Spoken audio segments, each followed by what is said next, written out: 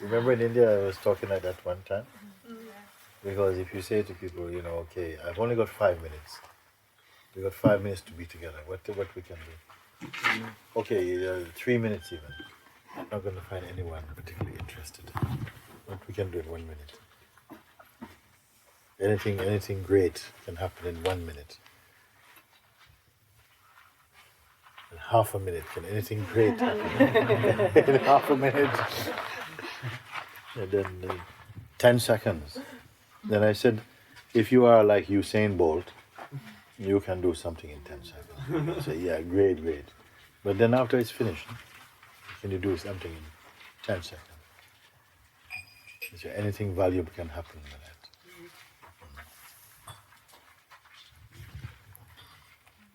Someone came to you and said, listen, what can be attained in 10 seconds?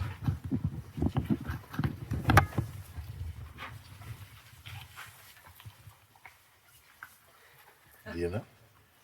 10 seconds. Time. It has to be something. What about 3 seconds? What about 1 second? Can you do anything in 1 second? Can anything be in 1 second? Because most people say, no, I need at least 10 minutes with you. At least. That's really top expert. Then everybody would say, whoa, 10, just? What did I say, 10 seconds? 10 minutes. 10 minutes. What about 1 second? Any value? It has to be something that takes no effort, isn't it? No effort. What is it? When I left last time, you said to me, you have to drop the ego. You said to me. Yeah. How much time to drop the ego? It's good or not? How much time to drop the ego? If you're going to take it somewhere and drop it, it's going to take you more than a few seconds. What it means to drop it?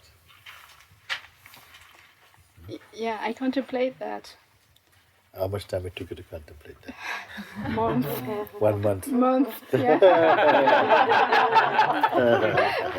But I understand one thing. I understand that ego manifests when I say I understand, I'm agree, I'm not agree. I want that, I don't want that. Yeah. I like that. And that I understand very well. Yes. And that was for me, so I know now. I feel, I smell the ego now. Because I know the ego is, I understand that and I am agree. And when I heard that... How much time it take then to chop him? I don't know. Come on, you are there. What are you saying? That's the point. How you can That's come so the you're point. there. I am getting very excited. What's happening? If you're going to say this thing. Because you said, Yeah, I know what even you how to drop the ego, even you don't have to drop the ego. In fact, you just understand what you said now. Yeah. If there's an I who likes something or does not like something, or wants something or does not want something, or choose something or does not choose something, if prefer something doesn't want to, I have an intention, a desire to do something, or it doesn't have this desire. You see? So then how much time it take not to do that, not to have that? How much time it takes to be totally empty? Because what you're saying, if I'm empty, isn't it? If I don't raise any intention, any desire at all, then how long it will take you to not raise any desire? That amounts to cutting the ego. You can stand no chance. When I am around you, I can the presence is in the field. And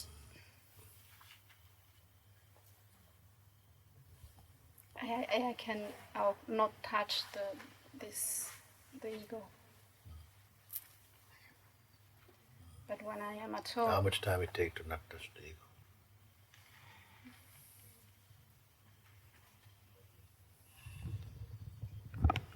Then you also, before that, you must not touch this thought even. Once you said it took a maturity to do that. Yes. And then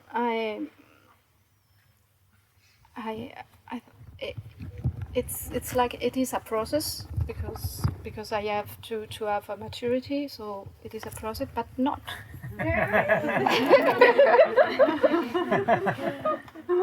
Some things have to be said, but you don't have to pick them up. You see, because then I say, yes, it's true. There must be a maturity there. Yeah. To really accept this type of thing that I'm speaking. Not to become the self, but there's somehow, you said something is true. There must be a maturity there. Because if there's not a maturity, then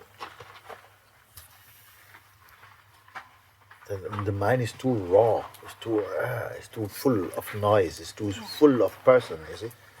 So even these words, they will not hear. Even we speak in English, and you listen in English, you still won't hear. Because your mind will go, "Ugh!" Yes. And you won't hear. Yes. So I said there must be some maturity. And then you should outsmart me and say, but the very fact that I come to you, I must be somehow mature enough for that. Yes, I am. Yeah. And then you don't touch this concept of process. Yeah. Because if you touch process, you touch time, isn't it? If you accept a concept of process, then you accept time. You see? Because process means time. Means not here, not yet. Process must happen first. This is how the mind comes, And how we all bought into time and condition. And then comes, when and then. If, then possible. That is all these kind of things. What is earlier than all of that? Don't raise any thought. You see? If you raise a thought, then it will tell you time. It will give you time.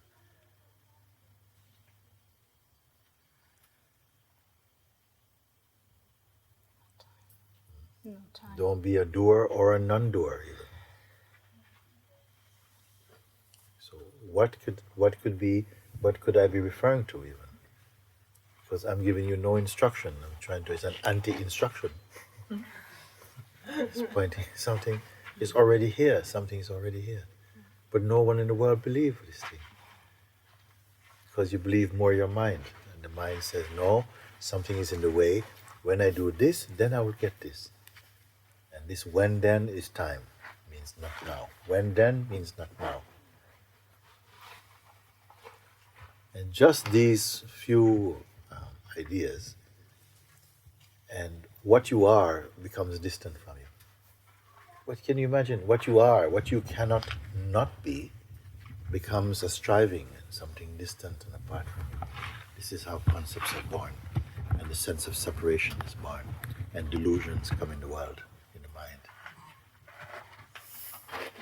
I'm only pointing simple things. See, if I tell you, okay, you come, we go on a course and we do this, I'm already killing you. I have to say, no? If I already tell you, because I'm telling you, listen, you must come with me and let's go to time. What time can give us. But you are there before time. It is you who perceive time. Time does not perceive you. Time is not sentient.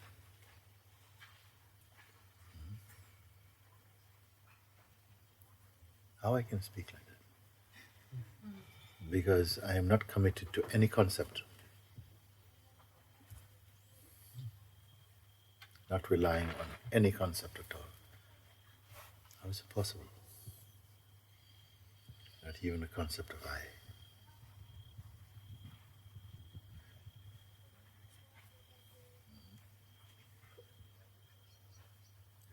Before the concept of I, how can time come? time came after I came.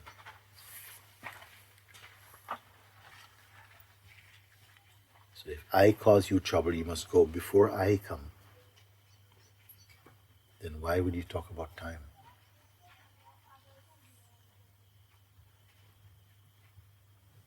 Is this too, what would be the word now? Too simple? Because sometimes you're already prepared to calculate and to get something. Everybody feel, to get to the truth, I must make a journey. Already this is a lie. Then you believe this lie, then you need journey. Then you must create a journey to go to that place which is everywhere. How long?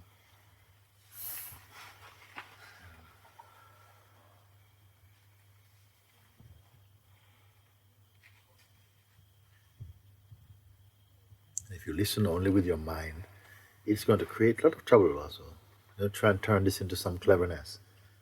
But this is naked, beyond even the concept of nakedness. I don't have to start anything at all, because I'm here before start and stop. Same like you. Once you know these things, you're not troubled by any concept, not deeply, superficially, because you have a time body, so you're going to have some time programming a little bit, but they're all on the surface, nothing deep. Yeah, see. You still believe that you have to be accomplished. Because you believe this, whole superstructures of thinking and processes come into play. Why? Because you create the need for them. We create the need for time and distance and journey, disappointment, success. In the theater of consciousness, we do all of these things. Maybe because something is afraid of the simplicity of truth. Because there's a fear that if I am already what I'm seeking, there is no need for search. And if there's no need for search, what will I do? I'll be bored. At least searching keeps me busy. I don't know.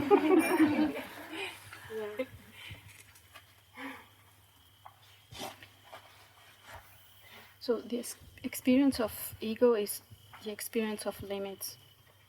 So what I can say, I live all life with the feeling I am like I have a wall. I can't go through this wall. Yeah, yes. To not be able to go through this wall, you have to become solid. You understand? When you are solid, then the wall is more solid than you. Then how can you go through this wall? You get a headache. You see? Yeah. This is what you become, a person, you become something, you become an object. The body is here, no? Yes. But it did not tell you that you are it. Something is inside the body.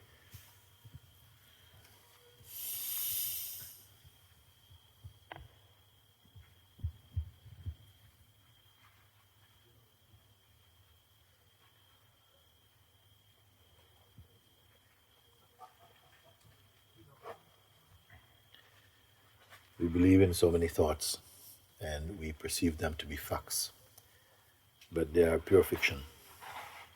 All of it is pure fiction. In fact, we are adamant that they are facts. So then you must treat them like fact. And the belief is determining everything. The power of your experiencing, the validity and strength of your experiencing will somehow correspond to the strength of your belief in it.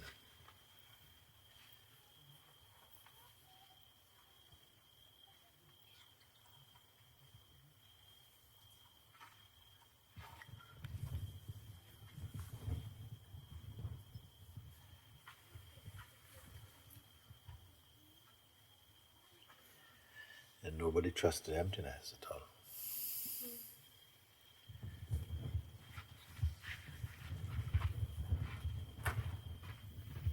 The conditioning to become a person cannot admit to emptiness. It's just seems like it's totally invalid, and without value, there's no value. Because you feel you cannot spend it in the world. Because the world is full of somethingness. So what is the price of your nothingness? When your mind is thinking like that. So it must be already something, some kind of, you may use the word maturity now. Must be there, isn't it? Yeah, because maturity means I've had enough of suffering. Everything I touch now is a form of suffering. Even I laugh with it, but I believe it is a kind of suffering on some level.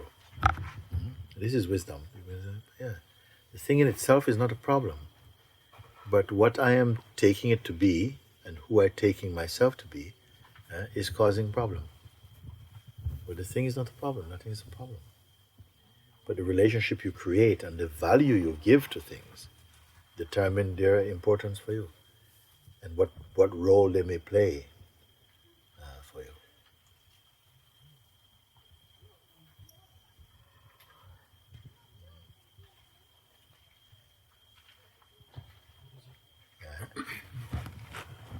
I feel that there is something here who don't trust fully in this emptiness,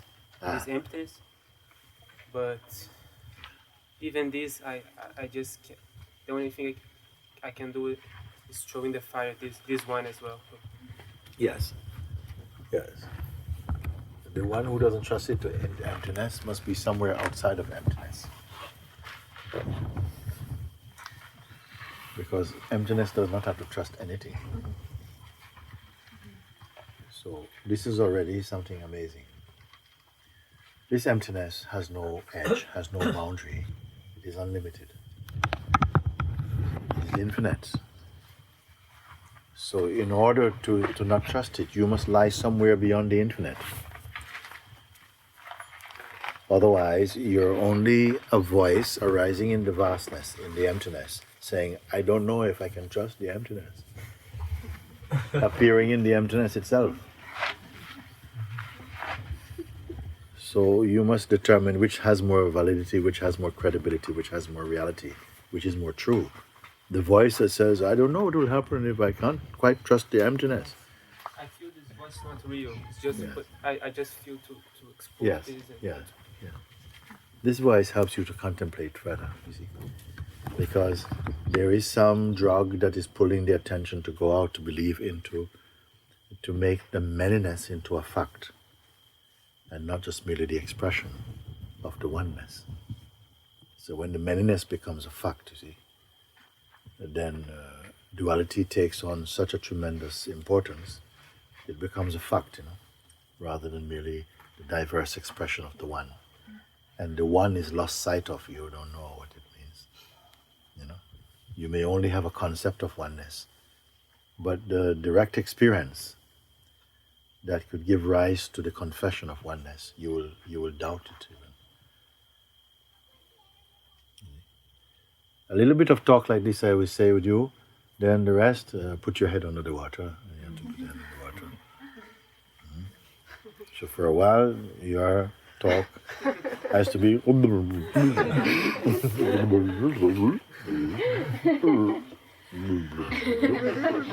Yes, this is good. And then you come up sometime.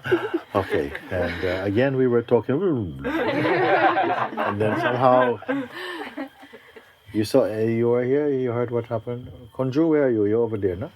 Konju came. She says, "I don't understand anything at all. What happened? I don't understand what you spoke. I didn't understand nothing at all. But I came here. I was distressed and I felt unhappy, mixed up, hopeless case. Didn't understand anything you say."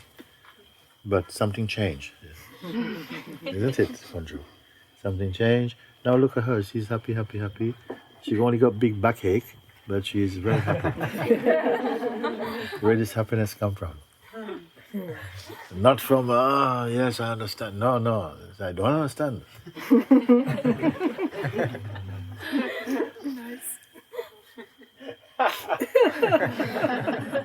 Because sometimes if you understand, then the mind take credit.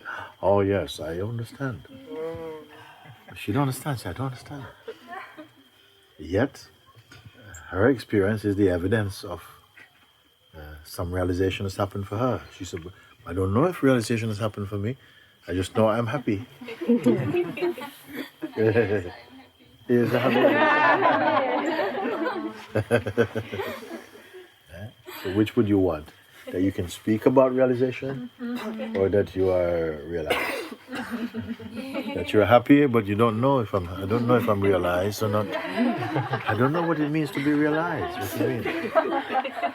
I only know that I am happy somehow.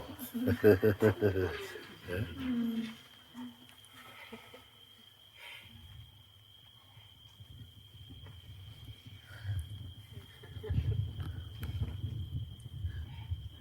You recite a mantra. You recite some mantra. Shri Ram, Jai Ram, Jai Jai Ram. Om. Somebody asks you what it means. I don't know. But something loves to do it. Shri Ram, Jai Ram, Jai Jai Ram. Om. Shri Ram, Jai Ram, Jai Jai Ram. Om. Like this, you see. I said, what do you mean? But somehow I wake up and I'm happy, I'm happy. What is happening?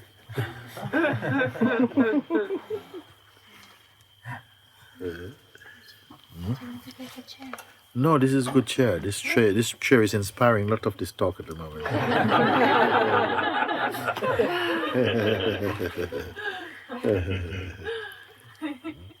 If I sit on this type of chair, too much experience is on those chairs. This chair is a baby chair, no experiences. No history. There's no history, so coming only direct.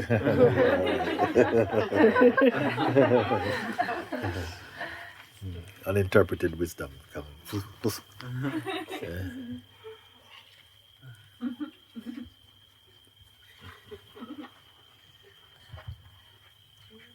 Eh? I don't want to understand anything anymore. Or maybe best way to say is to surrender this one that wants to understand still. This is all paradoxes, you know. I don't know if you can bear sometimes the paradoxes, because sometimes, you know, the urge for understanding drives you and brings you to a certain place. This urge is there for understanding. But what you hope to understand maybe is not what you get.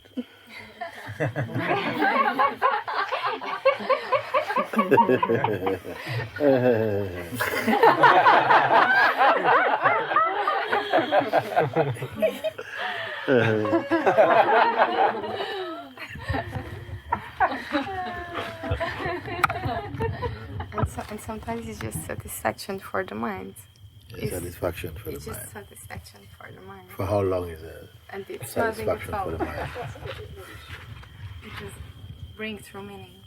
That's what I realized, because myself also was looking for very much for understanding. Mm-hmm. And sometimes this tendency happens, but naturally it's kind of given up. Yes. It's like, it's a good feeling to be here, to come here, to come to Moojis, to be with you. I don't know very exactly why in words. Yeah. I can't speak, but the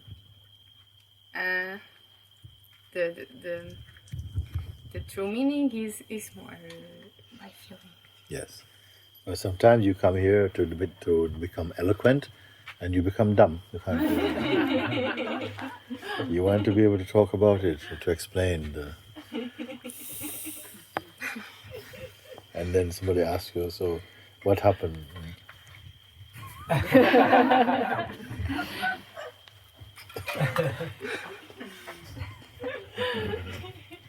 After 1 month, what happened?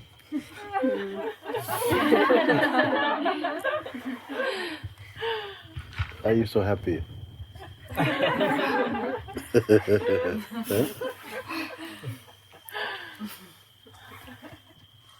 What would you prefer? To be eloquent, but without direct experience?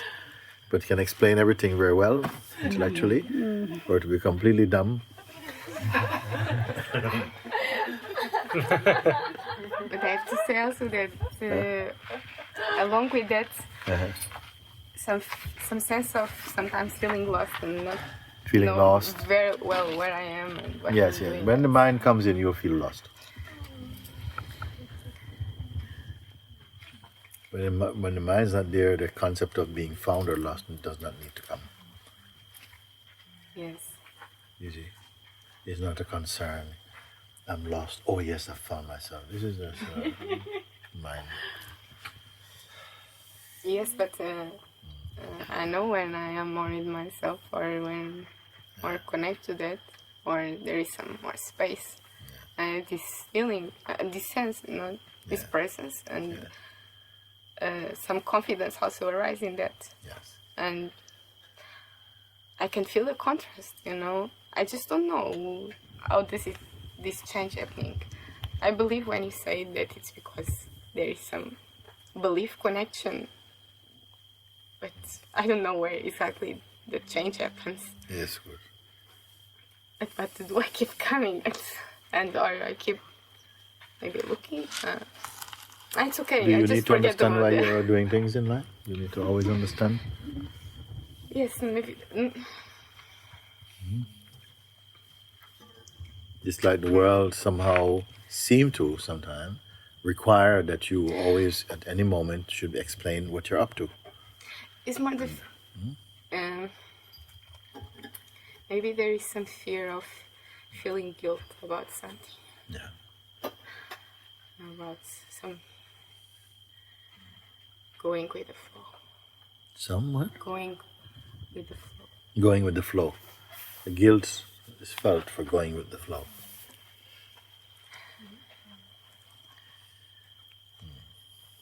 It is true. Maybe fail some projection. Just that.